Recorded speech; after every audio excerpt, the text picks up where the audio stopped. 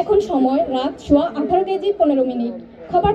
খবর প্রচারিত হচ্ছে বড়ুয়া আইসক্রিম হোস্টেলের নর্দমার পচা পানি তলদেশ থেকে। খবর পড়ছি আমি সুদূর ভূমধ্যসাগরের পানি থেকে উৎপাদিত চীনের মহাপ্রাচীর থেকে পলাতক বদের হাড্ডি থেকে উৎপাদিত শিশির। সংবাদের শুরু না হতেই সংবাদের শিরোনাম। মামুন ভাইয়ের অতিরিক্ত গোসলের পানির সংকট। বরুণা কলেজের অধ্যক্ষ স্যারের পঠনের সামনে তীব্র আলাপ, ভূতের বাচ্চা উদ্ধার।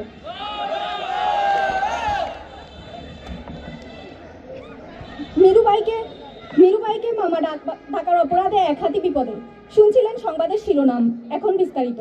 সুপ্রিয় দর্শক শ্রোতা মণ্ডলী, আপনারা গত শুনানিতে শুনেছেন মামুন ভাই তার গ্রামের পচা দুর্গন্ধের মাধ্যমে বরুণার আইসিতে মশা তাড়ানোর চেষ্টা করেছে। এই জন্য তিনি গত 300 বছর গোসল না করে কাটিয়েছেন।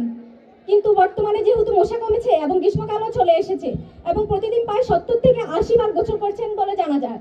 এবং আরও জানা যায় তার অতিরিক্ত গোসল করার কারণে বরুণা ছাত্রাবাসে পানির সংকট দেখা যায়। তাই বরুণা ছাত্রাবাসের ছাত্রগণ গোসল করার জন্য পানি পাচ্ছেন না এবং তাই আগামীকাল থেকে সবাই ডাইনিং এর পাতলা ডাল দিয়ে গোসল করবে বলে জানা যায়।